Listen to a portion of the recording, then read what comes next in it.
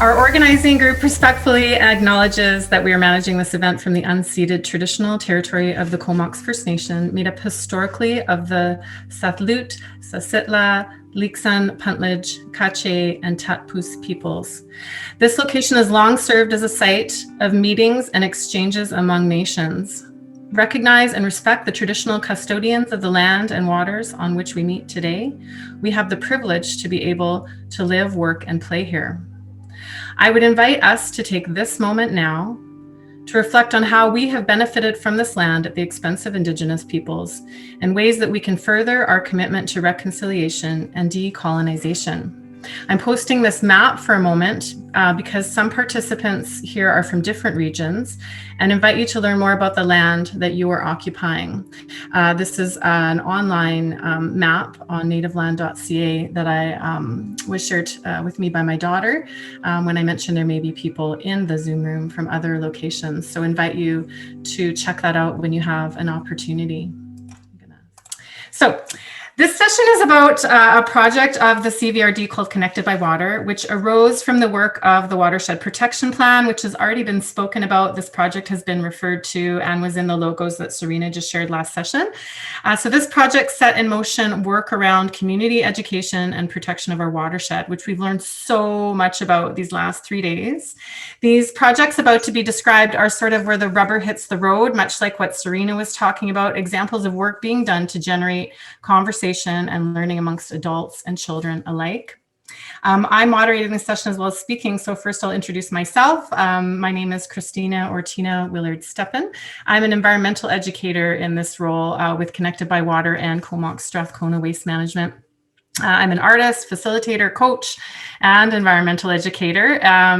In this capacity I'm speaking about today, I develop resources for use in the classroom, and I work as a community resource to educators, much like Serena was referring to in her last session. I'm a BC certified teacher, also an employee of the school district, and have many years of experience in private, public, and not-for-profit sectors.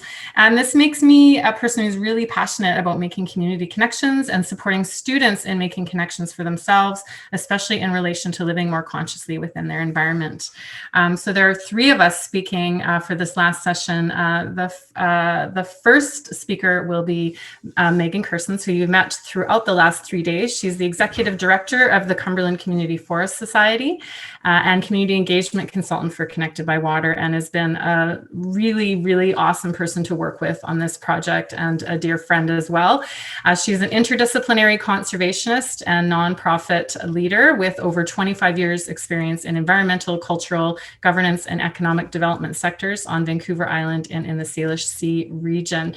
She's the executive director of the Cumberland Community Forest, a steering committee member with Comox Valley Conservation Partnership, and a watershed protection public educator for the CVRD. In her spare time, she produces climate theater with children and adults in the Village of Cumberland. I've been a part of one of those projects. They're really fantastic. She plays really great music, a beautiful voice, and Megan, you are a high energy organizer, workshop leader, facilitator. So Megan will be speaking first, followed by myself, and then Genevieve Burdett, who is the executive director of the Cumberland Lake Park Wilderness Society, will be following up, describing their project. So Genevieve is the executive director. She's CLWS, or Cumberland Lake Wilderness Society, is a local nonprofit, for those of you that don't know, that operates the Cumberland Lake Campground as a social enterprise to support its mission of creating wonder and connection through outdoor spaces. And outdoor experiences. CLWS offers subsidized school programs. She's going to speak to those. Free community programs, which Connected by Water has been a part of, and invests in capital projects that improve the park experience. We all needed to be outside this summer, so we really noticed traffic down there for you this year, Jen.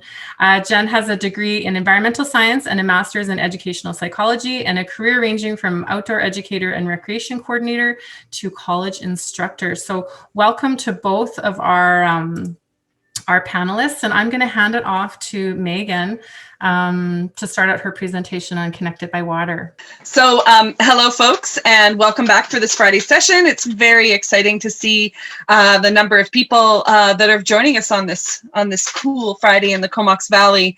I have been speaking about history and current context around the Comox Lake watershed throughout the last couple of days. Today, I'm going to attempt to do sort of a slightly different version, although some of the images may be the same. I actually spent years working in tourism and destination marketing for the Comox Valley, and I'll tell you, in my heart of hearts right now, I wish that this is how we would all get introduced to the place that we live. That idea of grounding in place and where our water comes from and where our water goes, is fundamental to the notion of placemaking and the notion of being connected to where we live and investing ourselves in the protection of the natural areas, the waterways, the watersheds. So consider this my tourism pitch, or if you're a new arrival, or if you've been here for a long time. So as Tina mentioned, Connected by Water is a project of the CVRD. It's one of the recommendations that came out of the Watershed Protection Plan that was developed in 2016. And one of the recommendations was indeed to orient the community more to where the drinking water supplies within the Comox Valley come from. And a lot of people aren't clear of that when they move to a new place or even somewhere that they've lived for a long time. The recommendation was both public and school education. And that's where Tina and I have the opportunity to come into this project and speak with those two audiences respectively. I've had the wonderful opportunity of working with both Lake Trail Neighborhood Connections, the Cumberland Community School Society, Comox Valley Art Gallery, Fish and Game, and just a variety of organizations to build other storytellers and build general capacity and connection and community around watershed protection, so that this becomes part of the discussion or the narrative that we're all involved in when we're welcoming friends or family here, when we're teaching our kids about space, and when we're discovering our own relationship to the land. So in response to the question that we're raising over this 3-day webinar, how do we build climate resilience in our watershed and our community? Here's a graphic that we developed to talk about this in the context of a watershed. How do we take a 200-page technical document and make it something that is grounded in place and easier for all of us to understand? And so the graphic that you see now is our response to that inquiry, or that response. How do we break this down into some smaller conversation points?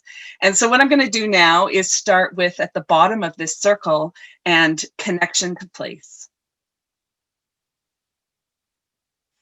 This is the beautiful Comox Lake watershed. It's a complex space with a complicated history, and also a space that many of us reach out and into to seek connection to nature, to access the backcountry, and to ground ourselves in water.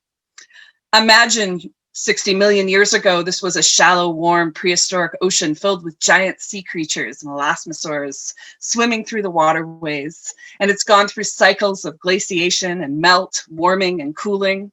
It's been the home of Indigenous peoples for thousands and thousands of years.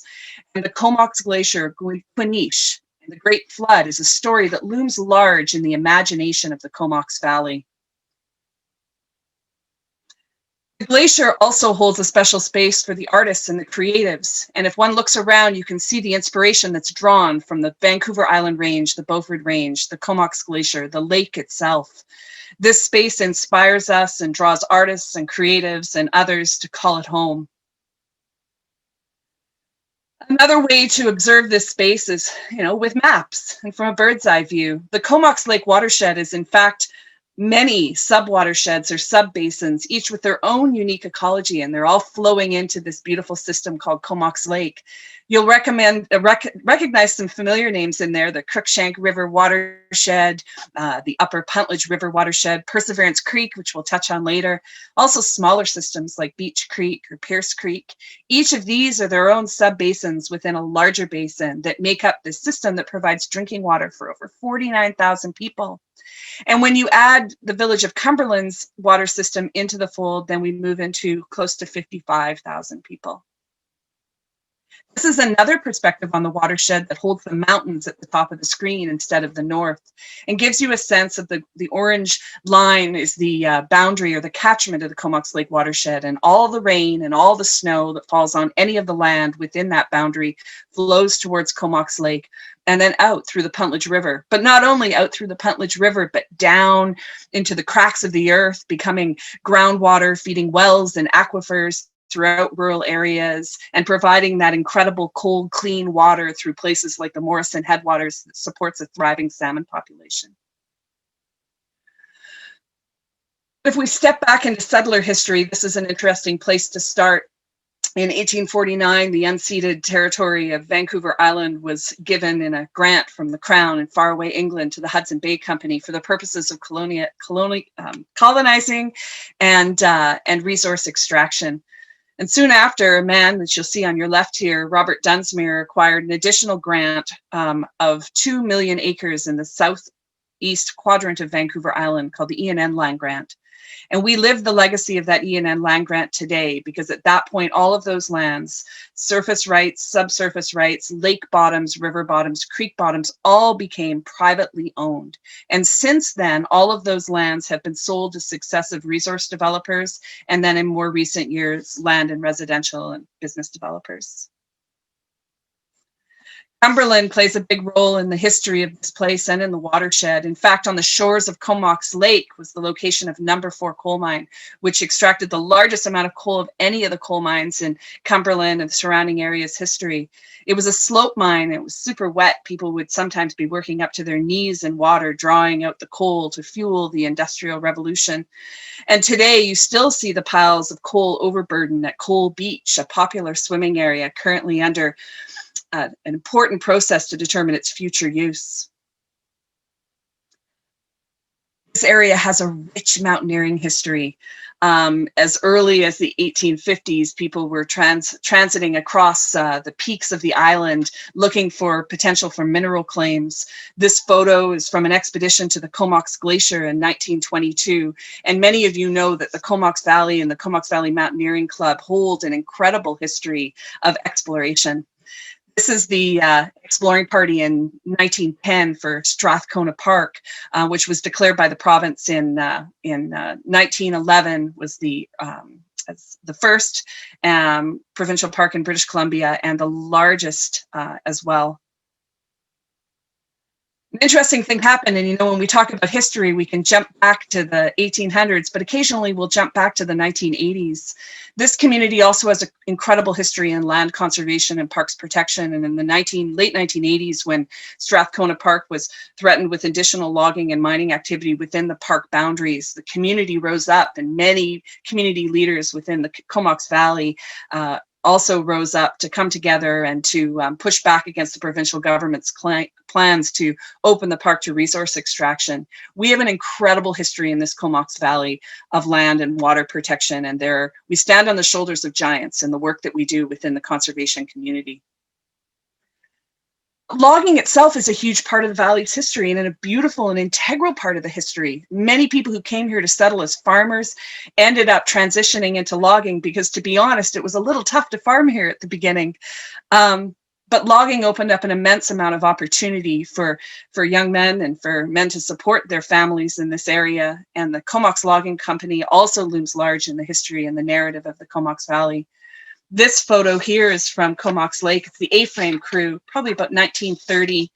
Comox Lake was home to floating logging camps and giant log booms. This is actually a location that is right outside of where the Fish and Game Club is today. Comox Lake was definitely a center for harvesting, and actually most of Comox Lake was logged in the late 1800s and early 1900s, with the exception of steep slopes that the technology of the day couldn't access. Let's take us today. What space are we talking about? Well, if you drive out Lake Trail Road towards the lake, you can turn to the left and head into the Fish and Game if you're a member, or you can head out the Comox Lake Main across the BC Hydro Bridge. And this is essentially a private logging road managed by Mosaic, and it's the access to a lot of the harvesting activity that's happening out at the lake, but it's also access to recreation and backcountry locations, and timber companies have relationships with many backcountry guides, as well as opening the gates at different times for the community to access trails to places like Century Sam Lake or multi-day hikes to the Comox Glacier. As we make our way sort of around the lake, there's some spots we want you to know about, because the more we know about place, the more we get connected. And this is a BC Ecological Reserve. Some people don't even know this is out there, but it's this amazing example of a Mediterranean climate filled with really unique wildflowers, as well as arbutus trees. And it's a bit of a glimpse into the future of what some of our forests may begin to look like as climate changes. This is the BC Hydro recreation area that you can duck down onto just after the bridge and swim just below the dam. And of course, across from there, or on both sides, is the BC Hydro Trails. And this is another example of this complex landscape. This is a land where the lands were acquired by BC Hydro in the 1950s, but the trees and the land title were separated. And so the tree title is still held by timber companies, in this case, Hancock Resource Group. And that's a really interesting discussion that's happening in our community right now around how to resolve that and perhaps harmonize the ownership of this environment. In 1912, the first dam went in to provide power to the mines, including number 4 coal mine at Coal Beach. So you'll see that in the landscape. The Fish and Game Protective Association follows the next sort of corner at the lake, and have an incredible site that used to be industrial log yard. And if you have a chance to visit that beautiful space, and they've been really wonderful allies and friends in the watershed protection work underway. This is Coal Beach, acquired recently by the CDRD. It's formerly the site of number 4 coal mine, and it is a location that is much loved by swimmers, but also a place that's dealing with the challenges of changing community and the complexity of conflict of use. And there's some really important work happening at the CDRD level to decide what the future use of this landscape will be in a way that is in harmony with the protection of drinking water. This is Cumberland Lake Park Campground. This is a beautiful space. Jen will be talking about it later, but it bears the burden of access to the lake for almost the entire Comox Valley. And if you think about that tiny little road that goes along the south side of the lake and provides that sanctioned access for swimming and for recreation and for programs for our children, it's a big burden borne by that organization and by the Village of Cumberland. A little bit at one end of the park, there's an incredible climb called the Devil's Ladder, and people climb all through the rock areas there, but there's a beautiful switchback trail that takes you up to the top, and you can look out over the watershed and sometimes see eagles flying below you, below the arbutus trees. It's just a breathtaking space to take in this watershed and to understand this is the source of a resource that is so important to our collective survival and our collective resilience as a community. And of course, Perseverance Creek. And any of you who know me know that I'm also very passionate about this system that is part of one of the sub-watersheds of the Comox Lake watershed, and is in the Village of Cumberland, and is the space that most recently the Cumberland Community Forest Societies worked with their partners at the Village, the Regional District, and the Land Trust to acquire a big chunk of this creek and protect it in perpetuity for watershed protection, biodiversity, and low impact access to recreation. What's the next thing? So if we need to be grounded in places first, what is this place? Understand it, understand the different areas, understand the history of ownership, and then we need clean water. Well, that might be a given, I guess, but clean water is a really important discussion because water treatment doesn't in any way eliminate the need for us to be centered on keeping this resource safe. Human body contact is actually a real problem for drinking water. And it's one of the reasons why most drinking water supplies end up having to go through multiple levels of treatment. Those of you that don't know, all of us have E. coli in our body, so do our dogs, so do our horses, so do wild animals. And so when you have a high number of people accessing areas that flow into our drinking water, you have a real risk of E. coli in the water. There are other intestinal parasites that come with intensified use. So some are naturally occurring always, and some are ones that can be spread that aren't necessarily naturally occurring in the entire population, but that can cause problems. So when we're looking at drinking water, we are looking at pathogens, contaminants, and sediments. So some of the potential pathogens are the examples I provide here. So it's something to keep in mind when you're taking your dog for a walk along the trails and tributaries that feed into lakes. And remember that we all have a responsibility to manage what's going into our watershed. I use this photo as spot the risks to the watershed sometimes, but it's an example of sometimes how what we look at as individually our use or just our little family going to have an enjoyable time at the lake, the accumulative impacts of that can have a very negative impact on the quality of drinking water. And with contaminants, we're looking at the potential for things like a large diesel spill on the lake. And one of the wonderful things that has happened out of the Watershed Protection Plan is a joint response program that's centered at the Fish and Game Protective Association that allows the community to respond quickly should there be a spill on the side of Comox Lake. And of course, the new water treatment plant that's being built by the regional district is going to make a difference. But the maintenance, care, and costs, and long-term maintenance, care, and costs of water treatment are directly impacted by the quality of water going into the system. And so it's really important to know to not be saying things like, well, we have a water treatment plant, so we don't need to care for the source of our water anymore. Those things and the sustainability of that system is inexorably linked with how we take care of the watershed. Well, clean water is produced by healthy, functioning ecosystems. So ecosystem health is also really important.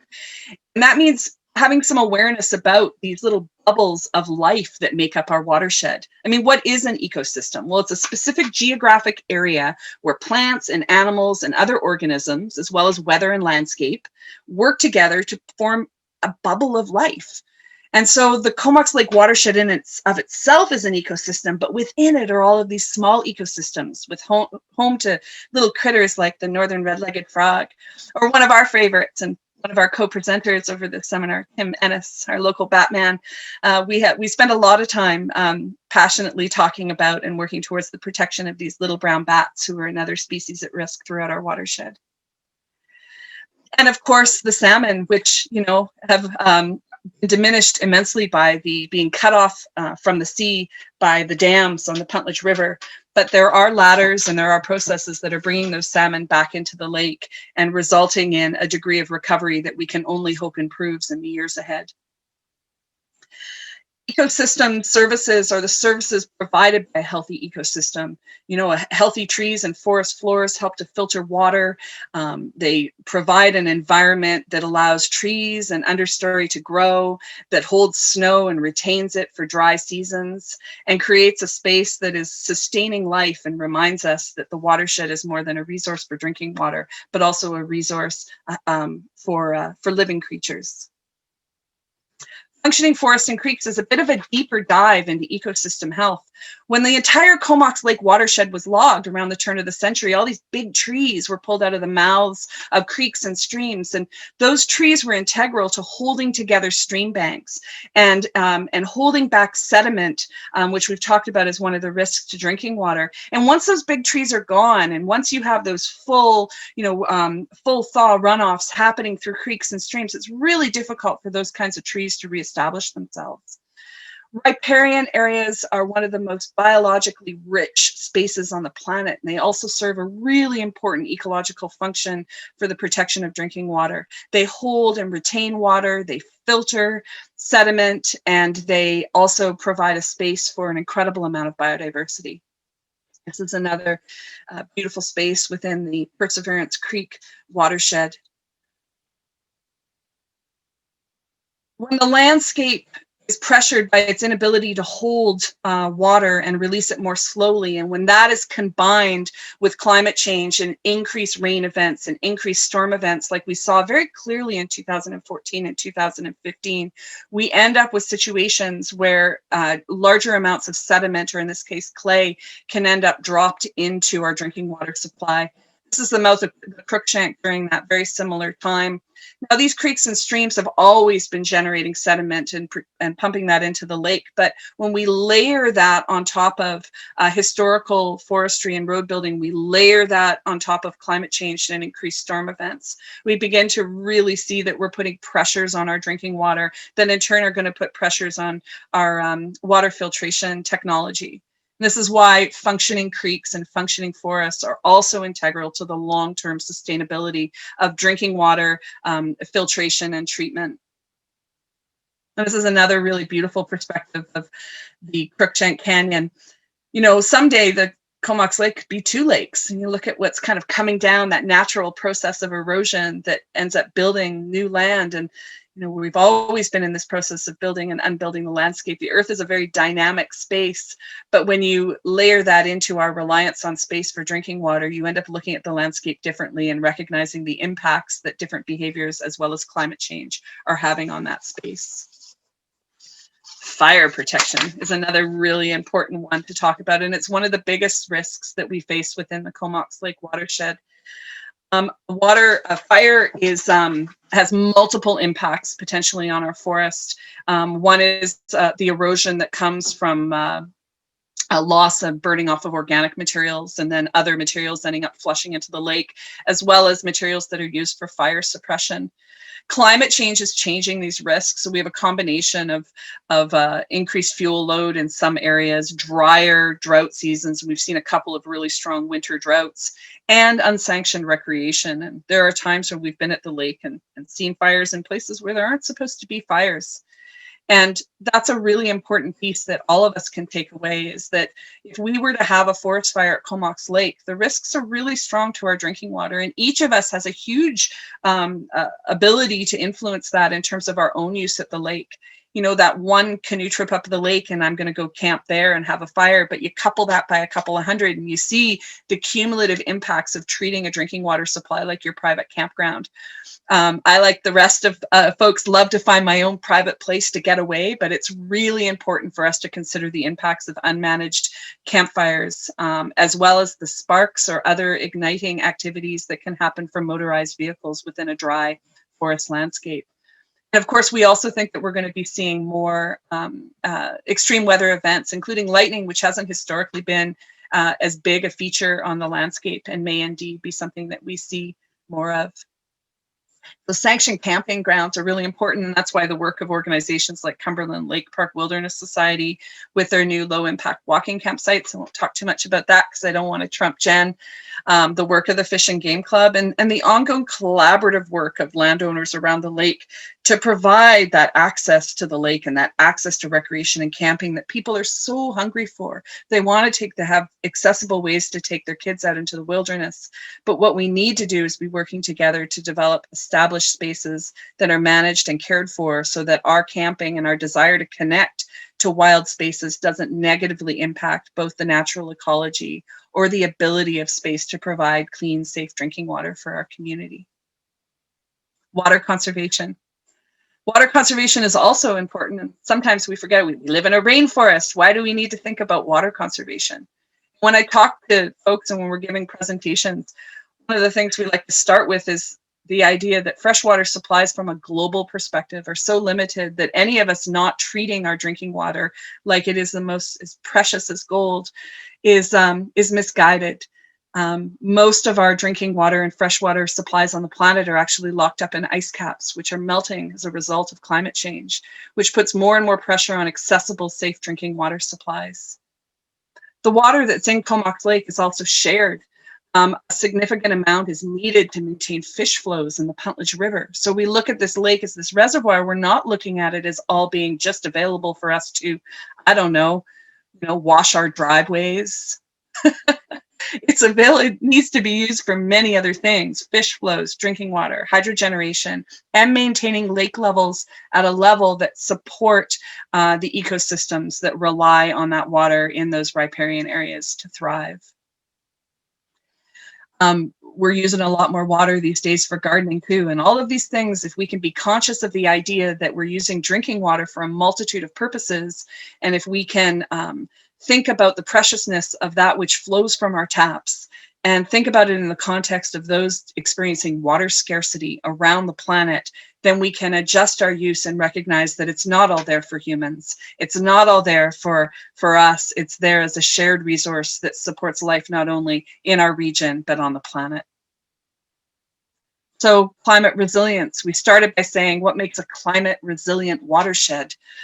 Well, climate resilience is the ability of a particular system or organization or person or lake or entity to respond to the impacts of climate change, to adapt to the impacts of climate change, and then to come through that adaptation resilient and able to respond and able to shift and evolve and deal with the changes that we've been experiencing and that are still to come.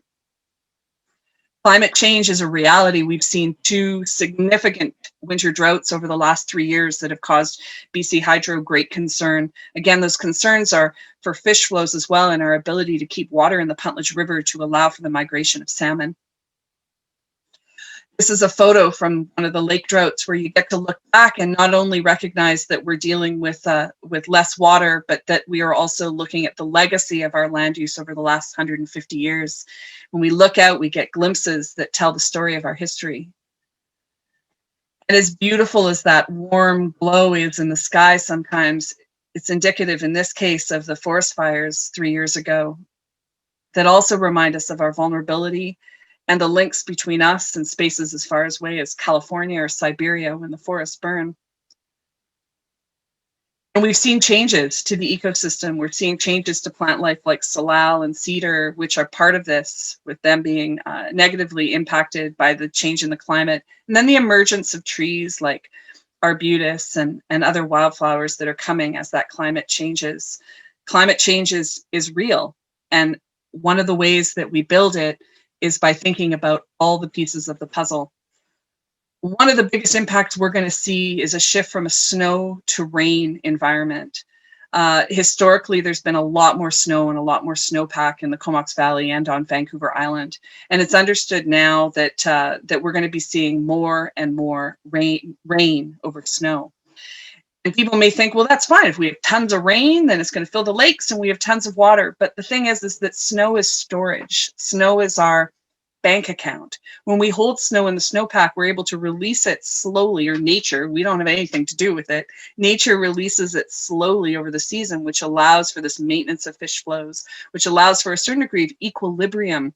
But as climate is changing and as it's impacting our lives on Vancouver Island, we're going to see a lot more rain. And that's basically like the taps are on all the time. Much like the idea of the ice caps melting and that fresh water ending up in the oceans, we may have this fresh water flowing down off the mountains, but it's going to head straight out to sea and it's not drinking water once it's there. Snow is our bank account. So we have this incredible opportunity, and we think we've really seen a lot of this discussed over the last 3 days. Like rivers converging within the Comox Valley landscape, we are coming together and collaborating and looking at all of the things that we need to do and how they intersect with each other to support resilience in our community. From watershed protection plans and the protection of areas like Perseverance Creek and Cole Beach, down to Morrison Headwaters, down to the Courtney Estuary and Kuskusum, we are building climate resilience and we are stitching together a landscape that is able to respond to the impacts of climate change. So we start with a connection to place and understanding where we come from in our history, looking at what makes clean water and how our lives, as innocent sometimes as we think we're being, can impact clean water, recognizing that ecosystem health is so critical and it's not apart from us. We're all part of that, these bubbles of life that surround us and make the Comox Valley such an incredible place. Functioning forests and creeks are critical, and changes need to be made across sectors and collaboration across sectors to ensure that our forests and creeks can retain that water and help to build that water resilience. Fire protection is something we can all play a role in, and be aware that sometimes our solitude or small group desire to access wilderness away from others puts us all at risk, and to work together to establish recreation spaces where we can safely come together around the fire.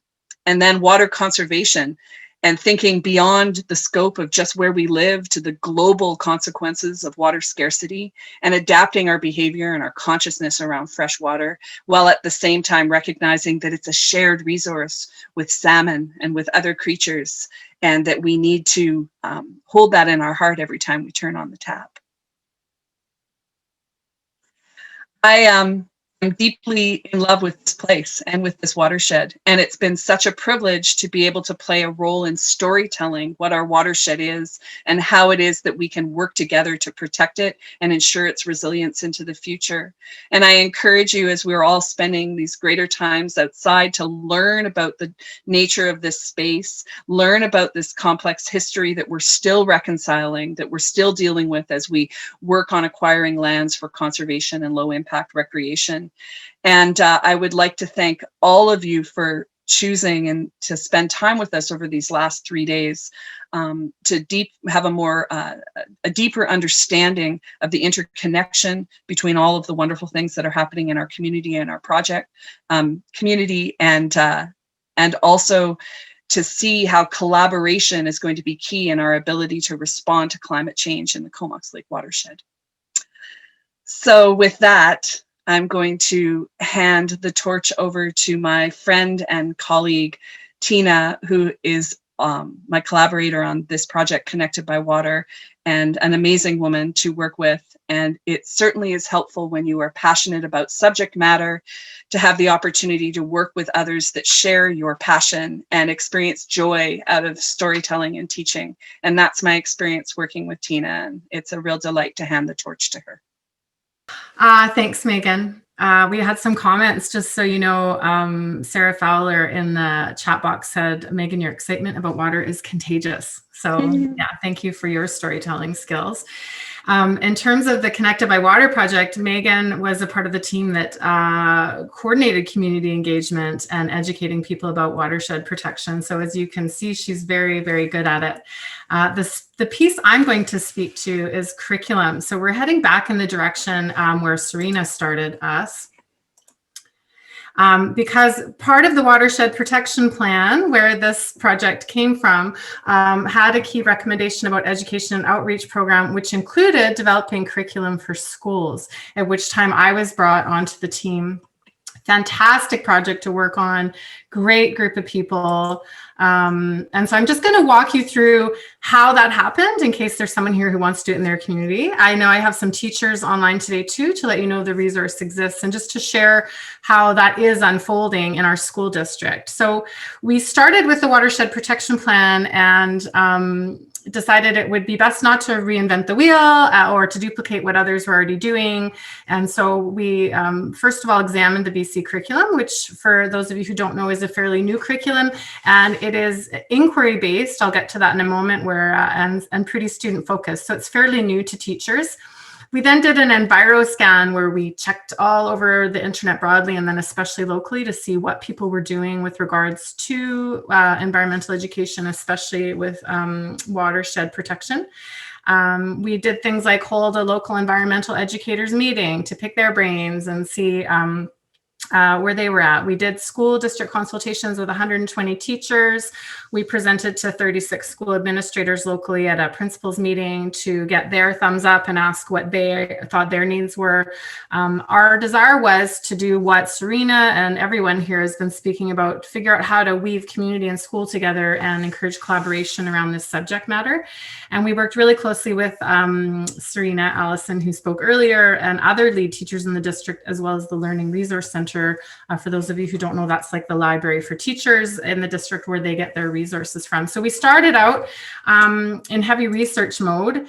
And what we came up with was we wanted all of the resources to start with this driving question: what allows me to have safe water that I can drink? And this question has been used to create community presentations, as well as the teacher resources that I'm going to speak to in a moment. And this is related to how the new BC curriculum operates, which is starting with inquiry and then asking students to delve in from there. So what came of that? What came of that from the inquiry question and all the research is there are a few things. The first is that we created inquiry units. We have a primary one, and they look something like this. I have one here in a paper copy. We created a primary unit and an intermediate unit, and I just want to give kudos out to Angela Holmes, who's not here today, but she was my collaborator on the curriculum team for those two pieces. So each unit is it's a selection of activities, videos, books, websites, resources for educators. Educators can parachute in and act as if it's a smorgasbord and ask their driving question of their students and then follow their students' interest. Or they can do the whole inquiry unit from start to finish, an introduction to how the water system works, introduction to our local watershed. And each unit is based on the age range that it's focused for. So it references BC curriculum connections for ease of use for teachers. It integrates Indigenous peoples' principles of learning. I had great support from the Indigenous Education Department of SD 71 in this piece, and it's a huge part of our new BC curriculum, which I'm happy to see. It includes activities in multiple subject areas. There are the art activities, science activities, math, language arts, and more. I'm going to show you some examples in a couple of minutes here. And each unit weaves in climate optimism and opportunities for social action at age-appropriate levels. So teachers are provided with, you can sign your class up for the BC Green Games. You can investigate things with the Safe Water Drinking Foundation. You can have guest speakers in from different organizations locally that help support students engaging in information around the watershed. So it is watershed specific, but it has this social action driver, especially with, I'm creating a new inquiry unit. We're in the midst of writing right now for grade 8-9. The grade 8-9 inquiry will have a very strong focus on community social action. So students, I just attended a great workshop last night with Ellen Kelsey. For those of you who aren't familiar with her, she's launching a book right now called Hope Matters. And her specialty as a professor at University of Victoria is climate optimism, and speaks really to the fact that students and all of us can become overwhelmed by the doom and gloom message that comes along with caring about the environment and not becoming paralyzed with fear. And so these units are about optimism, information, and action, which helps support students in that environmental optimism. It includes ideas for school-wide initiatives, and it lives on the SD 71 website that Serena referenced for environmental and outdoor education, as well as the Learning Resource Center and online with the CVRD. So those are our inquiry units. The first stage of the project included writing them and then going out and piloting some of the activities with classrooms so that we knew that we were on target, that teachers were going to use them, that they worked in the classroom. So we did that first stage with 500 students in 6 different schools, myself and Angela Holmes. I'll show you some photographs of that coming up. Also with each kit or each inquiry unit, there's a kit. So all of the books referenced in the unit, large laminated maps, things that the teachers might want to use in the classroom are available in the form of a kit that they can sign out with the book and use them from there. So you'll see in the photograph here, we have some maps that were generously provided by Project Watershed. We have the cool 3D map that Megan shared with the cross section. And then we have all the books that the teachers might want to read with their class. So those are the materials provided by the CVRD to support the classroom learning. The next stage of the project, we realized that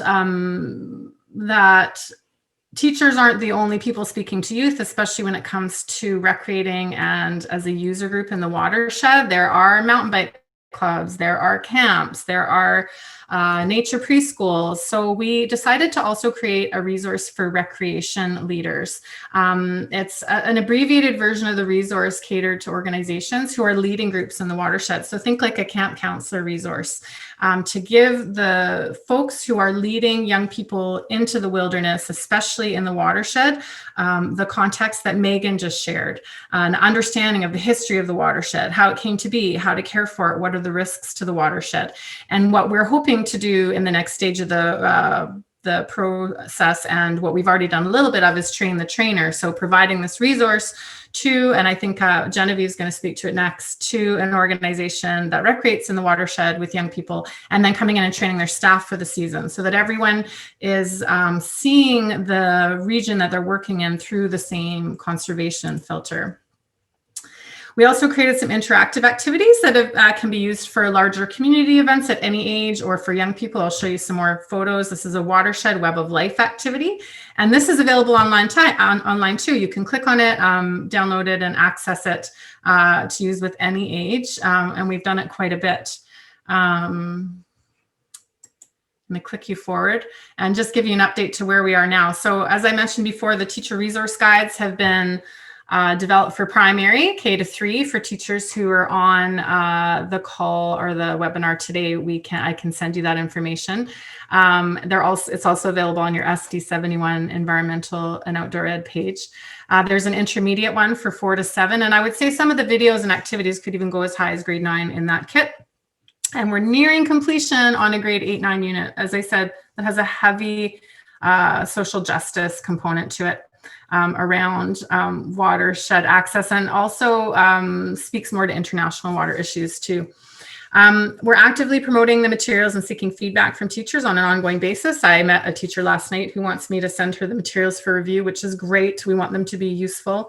We presented to teachers via professional development days, school-based staff meeting professional development days during visits to classrooms. I also hold the contract as an environmental educator around waste diversion. So whenever I'm in a classroom talking about waste diversion, I also let the teachers know about this resource because it's all connected to environmental education, climate action, and what students really, really care about right now. And students as young as kindergarten, they know what we're talking about. They want to know more. They want to know what they can do, and they worry. They worry about the state of the earth, which is really sad and also inspiring because they want to take action.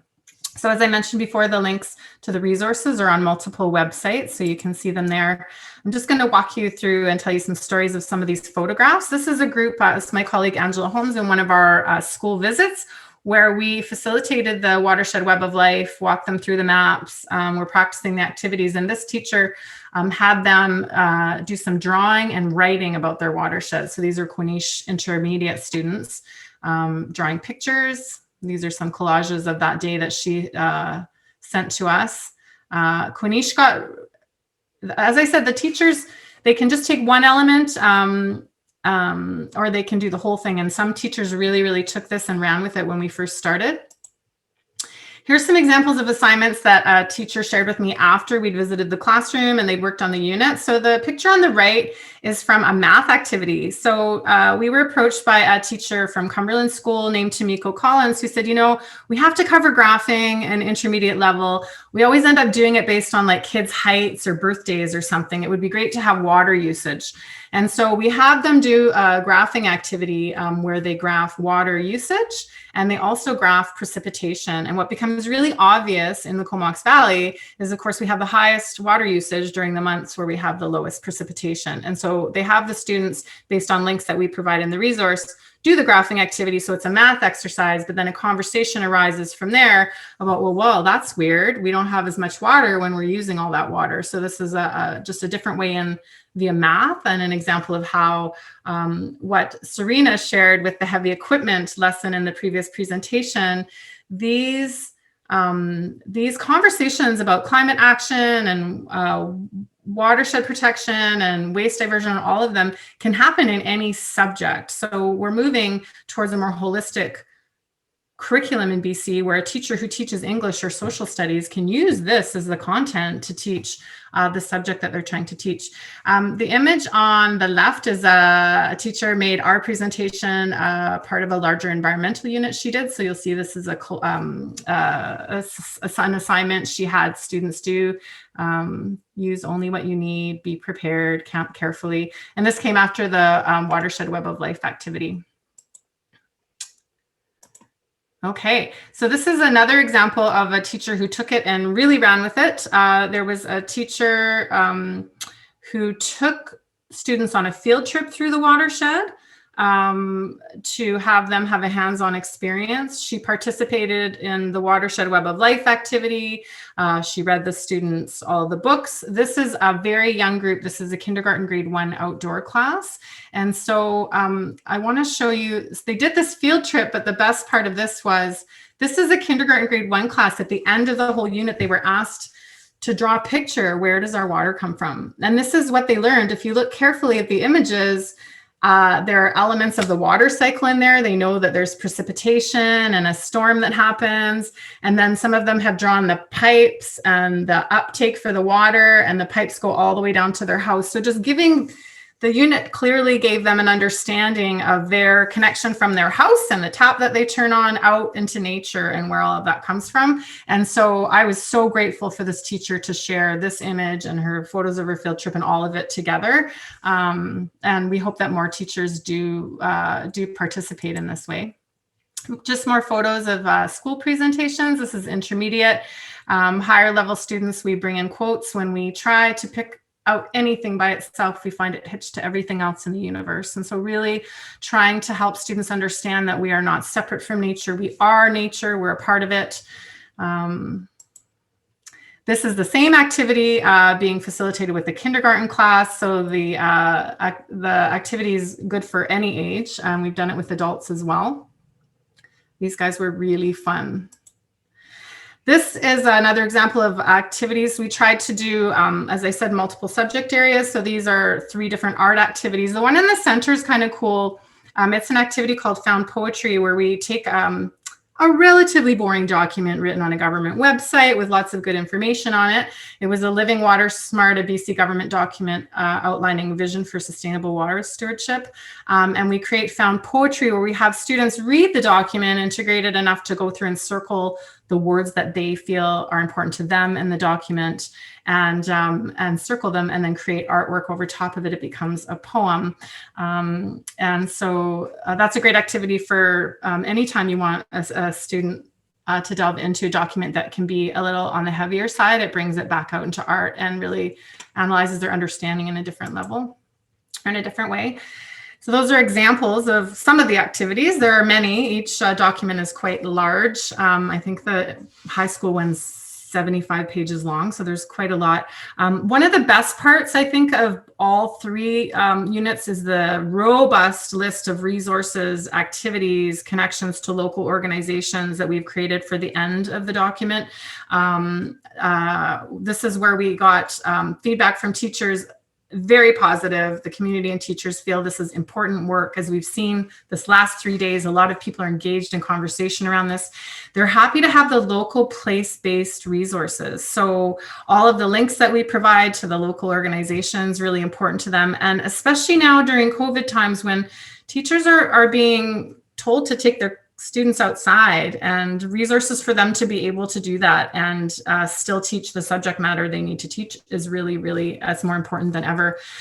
They love the watershed maps. They had initially expressed a need for grade 8-9, so the CVRDs approved that, and we're now in process. And they've requested a French version too, because 20% of our learning population in the Comox Valley is actually learning in French.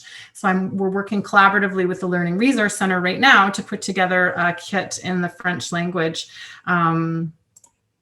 So that's feedback so far. What we're doing next is we're completing the high school teacher resource kits. As I mentioned, supporting the French kit. I also mentioned we're hoping to do train the trainer for recreation group summer 2021. That would be excellent, so that people leading out in the community have that knowledge. Continuing to promote the resources of the teacher. And then the CVRD is going to decide where the project goes from here. A part of our goal with this Connected by Water project was to create a legacy. So we're like infecting the whole community with all of this information, so that you go and you share it, and the students come home and they're sharing it, and that our lens becomes one through which we see the world in relationship to climate resilience and caring for our water and our other natural resources. And so that's what's next. I thought, because we have a pretty good audience here. How many people do we have in here right now? It's pretty good. I wanted to make sure that, as Serena did, we mentioned, does your organization have resources specific to watershed protection, water conservation that would be a benefit to schools? And if so, reach out and contact us. We're currently the connection to help maybe make that happen. Would your organization like one of the user group kits, the recreation kit? Do you have people out in the watershed and you want them to have that, or you to have that resource? We're happy to share that as it's been developed. Would you be willing to share links to the resources on your website and vice versa? Do you have something that you'd like to be linked out to? And or would it be of value for us, or for you to have us come in and come out and do an interactive activity around Connected by Water at one of your events? We're uncertain as to the future of this project, as it was a large project to begin with, and becoming smaller every year as we create the legacy and the community carries it on. But some of those things are available. And if anyone has any other ideas connecting with myself or Megan or one of the other organizers, we'd be happy to help you be more connected to all of this. Great. Thank you so much, Tina. I guess we are one of those organizations that has been infected by your enthusiasm and by this project, and hoping to be part of the legacy of Connected by Water. In classic COVID fashion, my 4-year-old woke up with a cold, so hopefully he doesn't interrupt us to queue up more Paw Patrol episodes. But well, hopefully it all goes well here. So here, just to orient you, is Cumberland Lake Park Campground. And as Tina mentioned, I am Genevieve. I'm the Executive Director of Cumberland Lake Wilderness Society. And before I jump into our watershed education programs, I wanted to give you a bit more background on CLWS. We're not as well known as some other not-for-profits around town. So we were established in 2015 by a group of local Cumberland people in response to the Village of Cumberland looking for someone to operate Cumberland Lake Park Campground. So the village owns the park out there, and we got the contract to manage the campground, and we have done that since 2015. And I think what's important to note is there's been many other contractors that have operated the campground, and as a not-for-profit, we are able to move beyond just managing a campground and really acting as a steward for the area and helping educate people. And as has been mentioned, this is pretty important, as this is one of the perhaps only sanctioned public access points to Comox Lake. So it's really a gateway to the Comox Lake watershed. So CLWS operates the campground as a social enterprise, which means all of our profits go back in towards achieving our mission. Here's our mission, and this connection we talk about is a connection with each other, building community, and also connection to the environment and connection to the watershed. As well as our mission, we're also really guided by the Cumberland Lake Park Master Plan. This was developed by the Village of Cumberland in 2014. And there was a fair amount of community engagement in developing this plan. And you can see the goals are low impact recreation, ecological health, outdoor education. So those are also perfectly aligned with our goals as a not-for-profit. And I threw the slide in 5 minutes ago because Megan talked about the walk-in sites. So yeah, a part of that, encouraging low impact recreation. Some of the investments we make are infrastructure investments. So we just created 6 new walk-in sites, which is a great way to encourage cycle tourism and just low impact camping in general.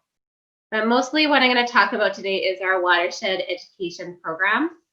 And I spent a lot of time trying to figure out how to explain this program. It's basically 2 programs, one for school groups and one for the community. And they will take place in big canoes on Comox Lake. And I think the presentation that Megan just did gives you basically an idea of what you would experience in this canoe ride. You'll get to go out and actually see all the images that Megan was talking about, to actually see the glacier, see the altered landscape, see the private forestry land, Comox Dam, go visit Coal Beach, Perseverance Creek. And if you could just imagine Megan's voice telling the story that she just did, that's sort of the goal of this program. And yeah, all while sort of building community and having people in a canoe working together.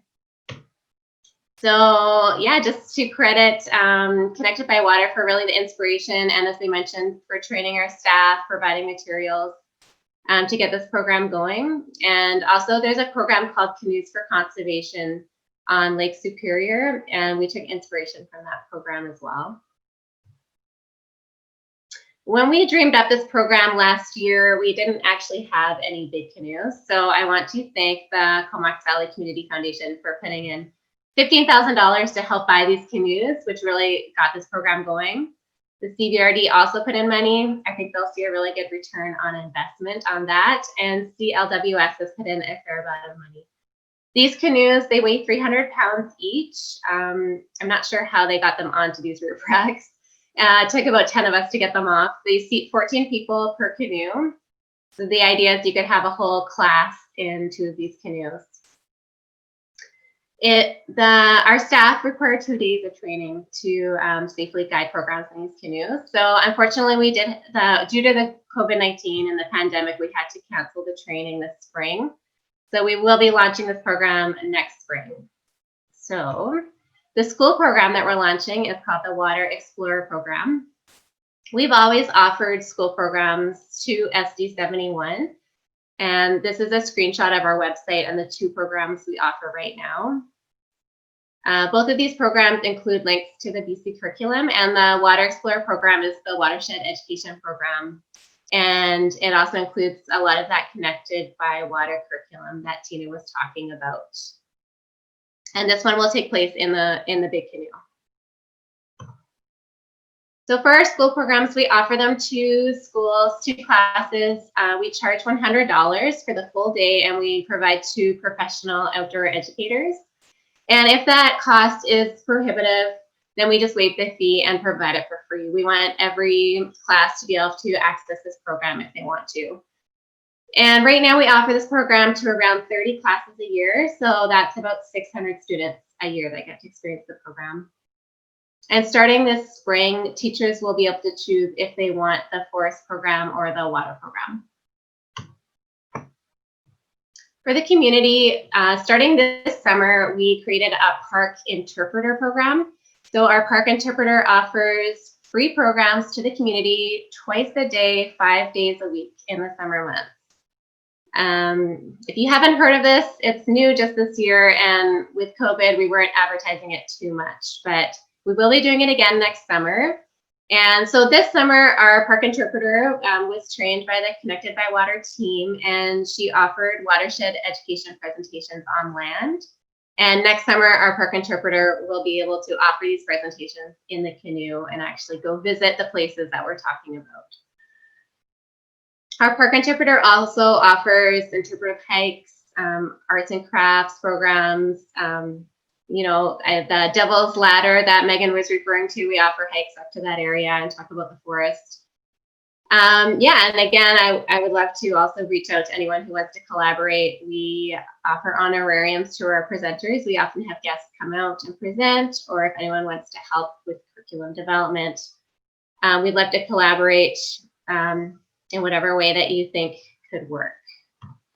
So that's my presentation. I hope I will see some of you guys out in our canoes this coming summer or in a future summer. Our plan is to offer this program every summer. In perpetuity, it really is a legacy of the Connected by Water program. So thank you, guys. Thanks, Jen. Wow, whew, it's been such a good week. We have a few minutes for Q&A for this session. I do have one question posted here. I don't know, Megan, if you caught it, probably directed towards you from Fred Fern. What happens to cold water dependent wildlife when the super cold waters of the Upper Puntledge River, Crookshank River, and other inflows flip to being very warm when ice is gone from the Comox Glacier and others in August and September? I don't know if you can answer that, or maybe even Tim can take that. Is Tim? Yeah, if Tim's online, I'll definitely hand it to him. I think that we're definitely moving into the expertise of climate ecologists there. We absolutely know that our landscape and as well habitat for larger ungulates is being impacted by climate change in terms of the food stores that are available for them. But I mean, that is a deeper dive around climate ecology. If Tim is available and wants to try and jump in, he can. I'm here, Megan. Yeah, jump in. Yeah, That's your thanks. zone. That's a great question. Yeah, and the answer is basically it's not a good result. I mean, we already have issues, and I think other sessions in this symposium touched on some of those other issues, including gravel aggradation and low base flows in the summer months. And so, for example, we have a wonderful streamkeeper group called the Perseverance Creek Streamkeepers, who are really on the front lines of looking to salvage fish that are stranded in pools that are no longer connected to the rest of the creek during those low flow periods. But one of the problems they experience is fish mortality in pools that are too warm. And part of the warmth is also depletion of the oxygen in the water. So it's important. And I think the cold glacier water does definitely affect the temperature, but a bigger driver, I think, in that is the amount of snowpack and how long it stays on the landscape and how long it melts. So that's another relevant factor in that. So one thing that we can try to do is retain forests on the landscape in places that are likely to hold snow for longer, because the shade of the forest will slow the snow melting from the understory. And whereas in open areas, that snow melts much more quickly. So those are things that we can work on in the watershed to sort of mitigate that. Thanks, Tim. I had a handful of questions I want to address all at once, which are the teaching resources adaptable to other regions? They are specific to the Comox Valley in terms of resource links and some references, but absolutely they could be adapted to other areas. Some of the activities are generic enough, and I've shared a link to the activities in the chat box if you want to copy that. Also, Morrison Creek Streamkeepers said they'd like to be able to link to the material on their new website. So Catherine from Morrison, I've shared the link for you there to grab that, and we would love it if you would do that, and even let us know when you do. Let's see if there are any other questions here. Nina, I was keen to jump in on Doug Hillian's question. Awesome, go for it.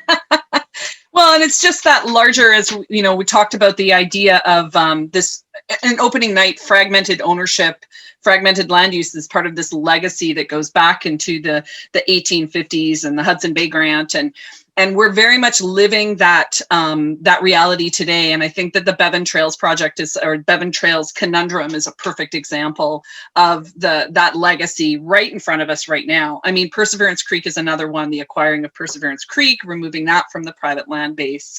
But Doug had asked, are there plans to mitigate access challenges? And I think that is to the lake, given the single road and how congested. I want to sort of draw that into a larger question, which is that is the question to us as a larger community, as community leaders, as politicians, and as the folks that are involved in the Watershed Advisory Group, as the different landowners and land managers at the lake, is how do we go forward as a community? How do we respond to the community's desire to access both wilderness and water supplies in the context of climate change, in the context of staying closer to home on our holidays? These are these larger questions that we need to be asking ourselves as a community, and then reaching out to those land ownership and management partners to harmonize management and land use where appropriate. And I think that, you know, the other side of Comox Lake, where there's this real diverse mix of landowners from Fish and Game to BC Hydro to Mosaic to BC Parks, holds an incredible amount of opportunity for that kind of discussion and for that type of reconciliation of land for the benefit of both ecology and the natural critters that call it home, for climate resilience, and for the quality of life in our community. So I guess I answer your question with a question, which is we need to ask that question as a community and have that conversation around what does the future look like around access to this resource. There's been a lot of focus in the symposium on freshwater resources. Who is taking ownership of the quality of the water in Comox Harbor? Where does that responsibility lie? No? Would you know? Tim? Tim, well? Sure. I think, you know, water quality issues in Comox Harbor, I think we know come from a variety of different sources, but a lot of those are terrestrial.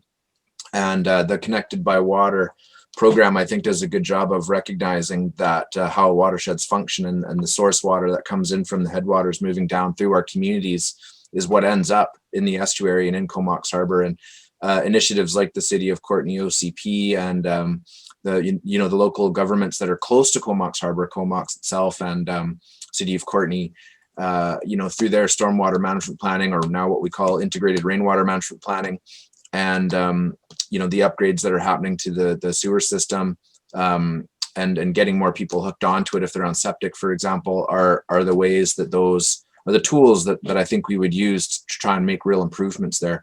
Of course, there are also some marine-based sources of that pollution from boats and whatnot, and you know, that is a difficult jurisdiction for local governments here to really dive into. But there certainly are things through those policy initiatives underway right now, or soon to be started, that I think would be great places to tap into and raise concerns about that. I think a lot of people in the conservation community certainly share the concerns that you're raising. Tina, I saw another question, just and maybe similar to that idea of what do we do next, was how to support this continued or ongoing work. And because I'm not working for the school district, I just wanted to take the opportunity that the work that Serena is doing and Tina and works of other teachers and educational leaders is critical right now. And so anytime we're dealing with government funded or public dollar funded programs, it's just really important for the public and the community to express to trustees and express to leadership that this type of work is a priority. I cannot even imagine the pressures that have come on Serena this year, given that convergence of COVID and demand for outdoor education resources. You know, we're seeing that in Cumberland, and Tina and I are working away on curriculum for the school here. But, you know, this work is being done, you know, on the backs of conservation organizations and then on these smaller projects. So those who feel that this is a priority, you know, that flow through is we are the people, and then we are represented by people. And then those people are informing the incredible work also of local government, and it's a flow through. So speak, express, be positive, share, let people know that you do think this is a priority. And that's the best way to ensure that these programs are resourced. You know, everything from the K-12 programs to public education, to the wonderful stuff happening at Lake Park. This is all about the public voice informing also where public dollars are directed. Yeah, the feedback is one that just really, we save this feedback. So don't hesitate to, you know, offer feedback, as we're going to move, as Tim and I will move to wrap up in a few minutes. Everything that you're saying in the chat are things that we can capture and bring forward and use as a way of, you know, expressing what happened over the last few days and today as well. So don't hesitate. It doesn't have to be a question. Feel free to just fire off your feelings in the chat. Sue Vince has made a comment about we could be connected by trails too. And, you know, there was early work done by actually the Land Trust and Conservation Partnership looking at that idea of integrated greenway connections that are, you know, for habitat, but also for non-motorized transportation. There are many ways we can talk about how we're connected. Water is a really good grounding one. And I hope in the future, perhaps we can build on this conversation and talk about all the ways that nature connects us and all the ways that nature exists without borders. Can I just talk to the last two comments there about no-go zones and needing some of that here? We didn't really focus on it in this session today, but in a previous session, we really did a bit of a deeper dive into the Perseverance Creek land acquisition project that was very successfully just closed in the watershed here, thanks to you know, the Cumberland Community Forest Society primarily, but also the Village of Cumberland, CVRD, and the Comox Valley Land Trust. As you would know, there's a conservation covenant registered on the title of that land that's been protected as the main driver means of protecting it in perpetuity. And that covenant, the new one especially, is different from some of the previous ones, and specifically designating areas where essentially that is the objective. No new trail access in any of those areas, with the specific intention of them becoming wildlife refugium that are quiet places in nature for wildlife to sort of hang out as they are increasingly kind of experiencing people pushing in higher density areas around the village. So yeah, we are planning for that, and we have actually done some of that already, and I'm sure that future work will keep that in mind too. I'll just respond to one more there, perhaps before we move to closing, which was just, I may have missed it, but is there more information on the plan that was mentioned for Coal Beach? And so I'll just comment there that the CVRD is in a process. They've engaged, I believe, Ecofish for a baseline ecological inventory, as well as Urban Systems to do some land planning. There will be a community engagement component. Chris LaRose, manager of water and wastewater, on yesterday indicated that process will be coming up. It's the baseline work that's happening right now. And then, yeah, there'll absolutely be a conversation. And if whether you're in Cumberland or in the broader Comox Valley, our understanding is that conversation, yeah, will extend out into the community, because it is another one of those access points where there's some important conversations to be had about what land use looks like. Thanks. And maybe I'll start, Megan. I wanted an opportunity at the end of the session here to really, of course, thank all the participants, because it makes it worthwhile for us to put in the effort that we do to run a symposium like this when we see you all here and we have your great questions, your amazing comments. And there's a few people behind the scenes that I just really wanted to acknowledge, because they're not the talking heads that me and Megan are and Tina up at the front here. And that includes Erin Novak, the program coordinator of the Comox Valley Conservation Partnership, as well as David Stapley, a director on the Comox Valley Land Trust. As co-hosts of the organization, they've been a couple of team members behind the scenes that have really done a lot of work to make this event a success. And so I just wanted a moment to tip my hat to them. And of course, acknowledging Kara, who you haven't probably seen on the screen, but she's working very hard in the background on the tech side to make this a super successful event, and we really could not have done it without her. And as well, our sponsors. And these events do take some resources, and so the CVRD through Connected by Water, Lush Cosmetics, and the Pacific Salmon Foundation have really provided what we need to make this happen. So again, I just wanted to thank our co-hosts, the Cumberland Community Forest Society and the Comox Valley Conservation Partnership for putting this on. And I'll leave the final words maybe to you, Megan, but thanks again to everybody who participated. Really, really appreciate you being here with us.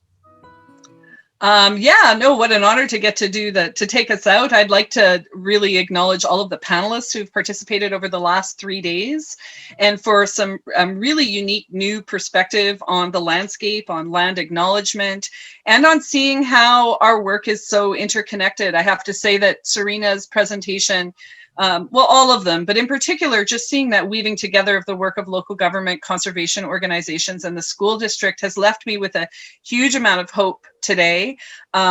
It's a real honor to be working in conservation and conservation education in the Comox Valley at this time.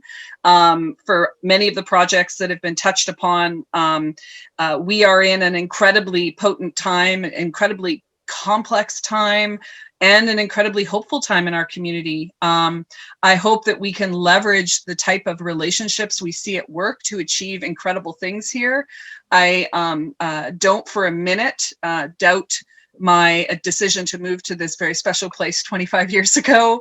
And I really hope that the people that are moving here now see the beautiful space and invest themselves in the organizations and in the education and in the partnerships that are the glue that stitch this community together.